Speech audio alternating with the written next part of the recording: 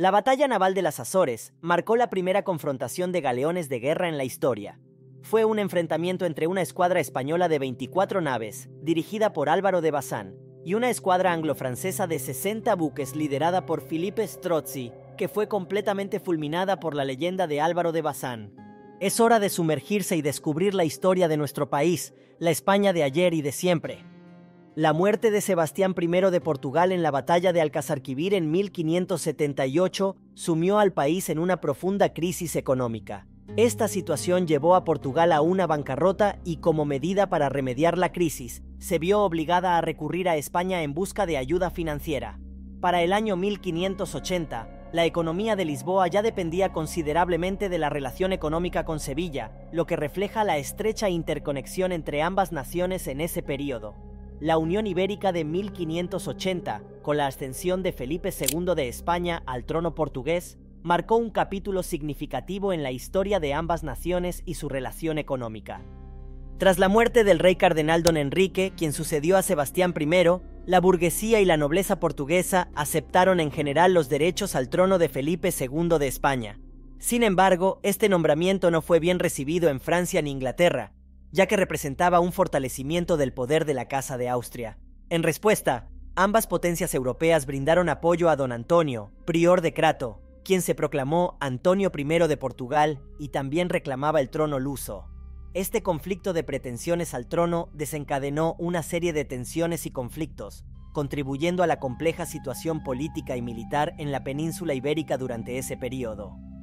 En Portugal, tanto el pueblo llano como el bajo clero, ambos con sentimientos anticastellanos, se resistieron a ser gobernados por Felipe II y expresaron su apoyo a la ascensión al trono de don Antonio, prior de Crato. Este último era el bastardo de Luis, hijo del fallecido rey Manuel en 1521. Ante esta resistencia, los tercios del duque de Alba, por tierra, y la armada de don Álvaro de Bazán, por el estuario del Tajo, actuaron de manera coordinada para neutralizar el intento de sublevación al trono de Felipe II. Este conflicto subrayó las tensiones y divisiones en la península ibérica durante ese periodo, y la lucha de Portugal por mantener su autonomía frente a la unión con la corona española. Después de la muerte del rey cardenal don Enrique y la ascensión de Felipe II al trono portugués, la mayoría de las posesiones portuguesas aceptaron a Felipe como su rey, a excepción de las Islas Azores o Terceras.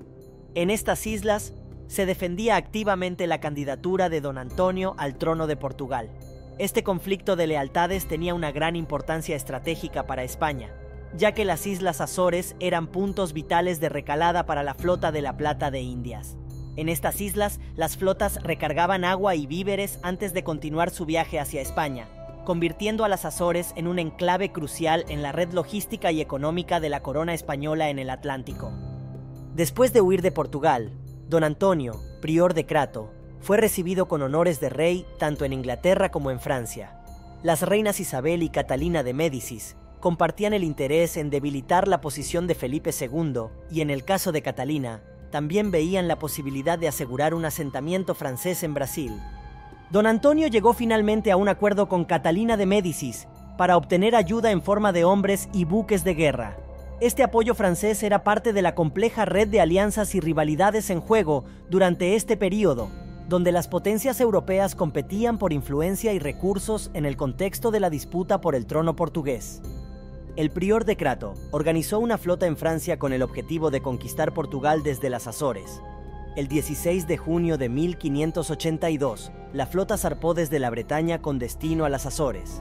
Esta flota, compuesta por 60 naves y 7.000 soldados, estaba bajo el mando de Philippe de Strozzi, primo de la reina madre de Francia. Philippe de Strozzi también participaba en el intento de establecer colonias francesas en América. Las naves de la escuadra llevaban la bandera blanca con la flor de lis dorada, simbolizando la presencia francesa en esta empresa militar y colonial. La flota española, conformada por 28 barcos y 4.500 infantes, estaba bajo el mando de don Álvaro de Bazán, primer marqués de Santa Cruz, navegando al frente de su nave capitana, el imponente galeón San Martín de 1.000 toneladas. Don Álvaro contaba con 48 cañones que otorgaban una formidable capacidad de fuego. Además de la nave capitana, don Álvaro dirigía la flota con la colaboración de Lope de Figueroa en el San Mateo, un galeón de 750 toneladas, y Miguel de Oquendo, encargado de un grupo de barcos mercantes adaptados para la batalla naval. Adicionalmente, se organizó una segunda flota bajo el mando de Recalde, que partió desde Cádiz en dirección a las Azores. Sin embargo, lamentablemente, esta segunda flota no llegó a las Azores a tiempo para participar en el combate. La flota española partió de Lisboa el 10 de julio y, lamentablemente, llegó diezmada el 22 de julio a la isla San Miguel de las Azores. Un fuerte temporal afectó a la flota y obligó a 4 navíos a regresar a Lisboa, reduciendo la capacidad operativa de la escuadra.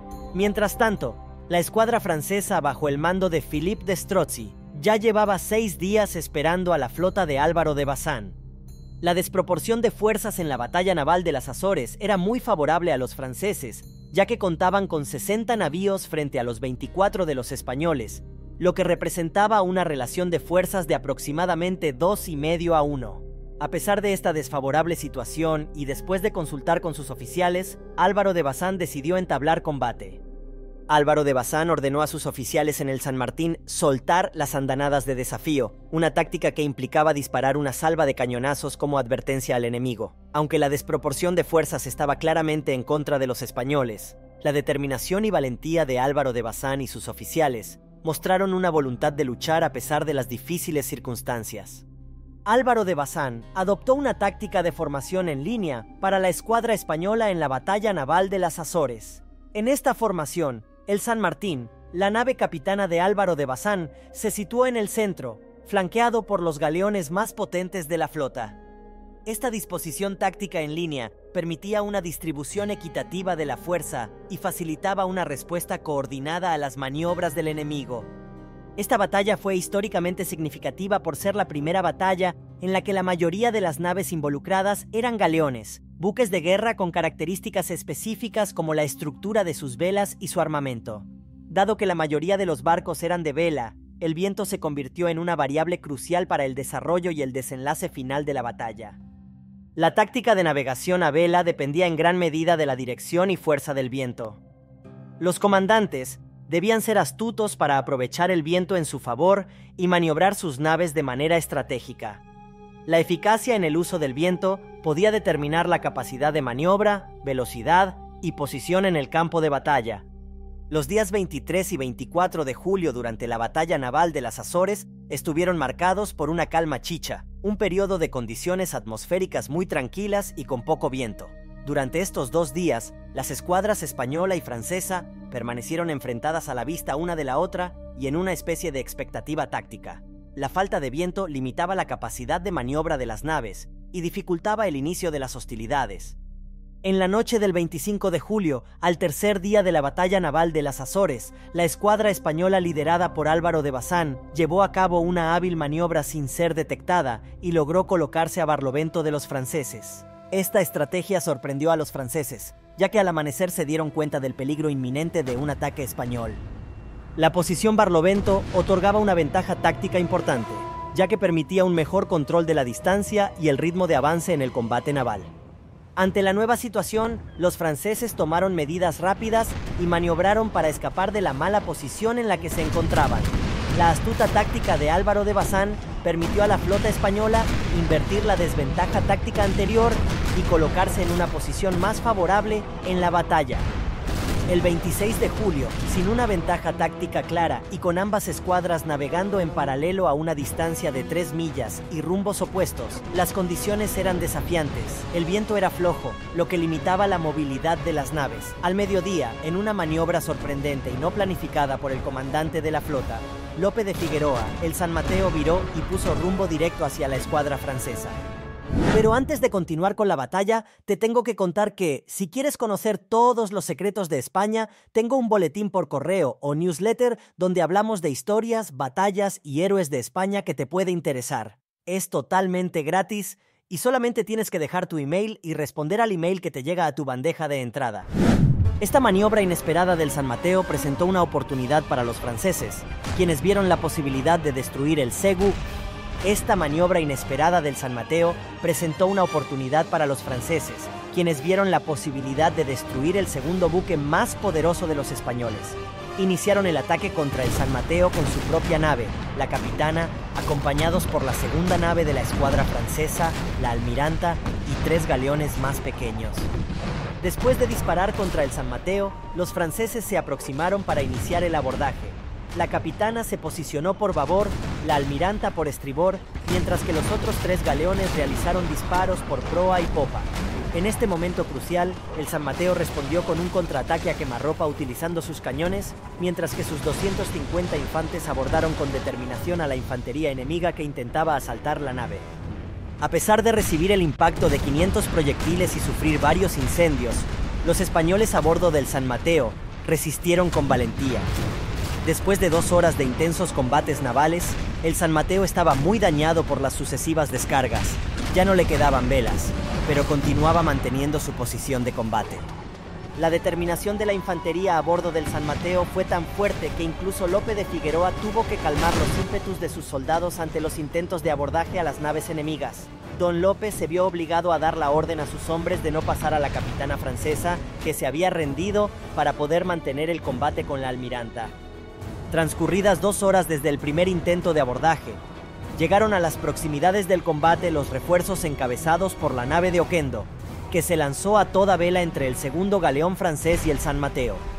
Oquendo, con su nave, barrió a cañonazos la cubierta del enemigo, causando bastantes bajas entre las fuerzas francesas.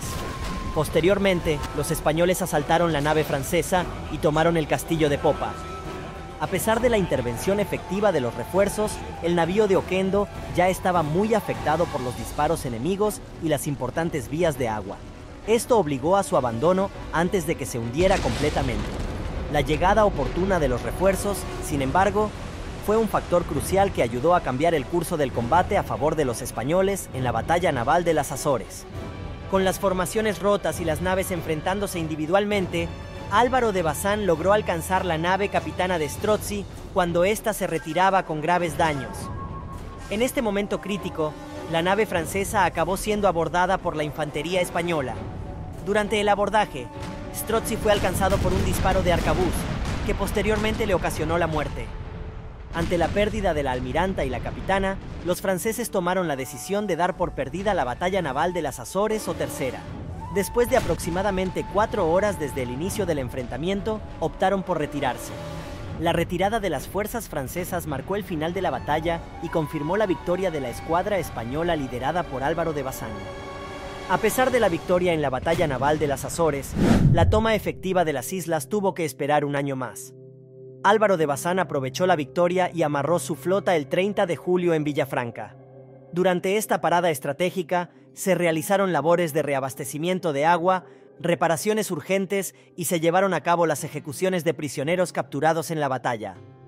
Los prisioneros franceses capturados fueron acusados de piratería, ya que en ese momento España y Francia no estaban oficialmente en guerra. A pesar de que los prisioneros presentaron despachos del rey de Francia como evidencia de su legalidad, Álvaro de Bazán no aceptó estos documentos. Como resultado, los prisioneros fueron condenados a muerte. El 1 de agosto en Villafranca se llevó a cabo la ejecución de la sentencia. Después de la batalla naval de las Azores, el prior de Crato, quien fue el instigador y organizador de la operación naval, huyó de la isla Tercera a bordo de una nave francesa. La derrota en la batalla y la retirada de la flota francesa probablemente llevaron al prior de Crato a buscar una vía de escape para evitar ser capturado por las fuerzas españolas. Su huida marcó el final de su intento de reclamar el trono portugués con el apoyo francés en esa ocasión específica. La conquista de las Islas Azores para Felipe II representó la incorporación completa al Imperio Español de todas las posesiones de la corona portuguesa. Este logro incluyó no solo las islas en sí, sino también los territorios peninsulares, insulares y las colonias tanto en Oriente como en Occidente que estaban bajo la soberanía portuguesa. La expansión del Imperio Español hacia las Azores y la anexión de los dominios portugueses fortalecieron aún más la influencia de Felipe II en la época, consolidando su posición como uno de los monarcas más poderosos de la Europa del siglo XVI. La frase «el sol no se pone en el imperio» es comúnmente asociada al período del reinado de Felipe II de España. Esta expresión reflejaba la vastedad del Imperio Español en el siglo XVI, que abarcaba territorios en Europa, América, Asia y África. Se sugería que, debido a la extensión geográfica de los dominios de Felipe, siempre había alguna parte de su imperio donde el sol estaba brillando. Recordarte que si quieres conocer todos los secretos de España, te dejo la newsletter en la descripción. Sin nada más que contar por hoy, solo te pido no olvidar el pasado de tu historia.